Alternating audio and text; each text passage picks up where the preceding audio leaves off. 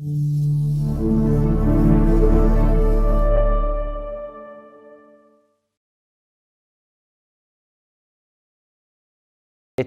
really nice to see at this day and age, I'm not trying to flatter Dentsply, but it's really nice to see how Dentsply has been able to master things so nicely, and thanks to good engineering and materials, simplify this technique. This is how things should be. If something takes a lot of steps, then not that good. If you can achieve the same or better with fewer steps, everyone's life is easier and there's less room for error. So, a few points I just want to highlight. I really want to make your life easier. So I've already mentioned this, but if you don't mind, I'm going to highlight this again because I love this feature of the GuttaCore. So once this GuttaCore comes out of the oven, remove the handle and use cotton pliers. Okay, really simple. And right here, I'm looking at the markers that are built into the GuttaCore. And break it off, really simple. It's very simple to do, and then you're putting it into the tooth. The reason why I like to do this is because removing the handle, first of all, gives you better maneuverability.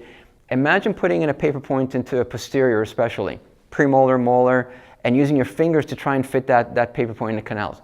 It'll never happen. This is why I use cotton pliers. Same thing over here. Once you actually break off the handle and use cotton pliers, now your visibility into the pulp chamber, into the canals is so much better. And on top of that, it's just so much easier to do everything. So your visibility is easier, your handling of the obturator is so much easier. So just please make your life simple and just break off that handle. It's a phenomenal feature of this obturation system because not all carrier-based systems on the market allow you to do this, okay? And this is a huge, huge plus clinically. So remember, when it comes to this, break off the handle. Why does it come in handy? Because look over here. For me to do, in this case, an upper molar where the patient can't open their mouth that much, look at how easy it is for me to fit that carrier into the tooth. The opposing arch, as close as it is really not in the way. Not every patient can open their mouth like a hippopotamus and make our lives easier to obturate. This is reality here.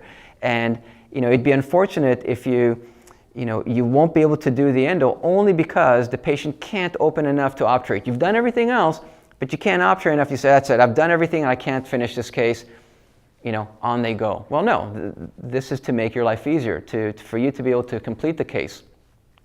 So the other tip that I like to give is with the rubber stopper. Feel free to use a rubber stopper as you wish. Feel free to use it like you do on a file to mark your length. For me personally, I don't even want to use the rubber stopper. It's there, great. It's an option for you to use. The reason is because you've got these built-in markers. So I don't even use the rubber stopper. To me, it's almost as if it's one more thing that's in the way visually when it comes to looking for that little orifice for the canal. So you can cut off the rubber stopper or slide it off nowadays towards the end of the gutta percha, not towards the handle, of course.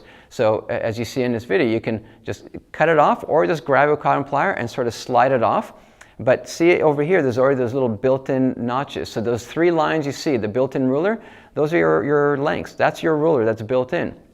So you can grab this rubber stopper. I always remove the rubber stopper. I don't see any need for it. It's there, great if you want to use it, but I bet you the more proficient, the more comfortable you become in using this, and that'll be very quick, the less you'll need the rubber stopper, which makes it even easier to obturate and makes you realize even more how much of a small little item you have as an obturator to put into that canal. It only makes your life easier. So you could use a rubber stopper or not, but remember, never use a ruler. Use the built-in ruler that's in every carrier. The other little clinical tip, if you wish, it sort of has to do with a question I often get, which is, Manor, what do I do if there's 2 canals that are really close to one another, an MB1, MB2, or 2 mesial canals as you see over here? I'm worried that if I obturate one, then the gutta percha will overflow into the other canals. That actually used to be more of an issue with the older obturators. I gotta, again, not trying to flatter them, but I gotta give Dentsply credit for listening to clinicians, wet-fingered clinicians like myself, saying, I don't like the fact you put too much gutta percha on the carrier, it's overflowing and blocking out the other canals. Well, they actually listen to frontline clinicians like you and me, and nowadays it's rarely an issue. The amount of gutta percha in every carrier is almost perfect for the average length canal. But still, if you wish, if you're worried that it may overflow, then what I recommend is using paper points to just block the adjacent canal. So if, let's say, I instrumented the canal to, say, a size 40, then I would use a paper point that's maybe a size 80, let's say. It's not going to go to the apex, but it'll just block the orifice.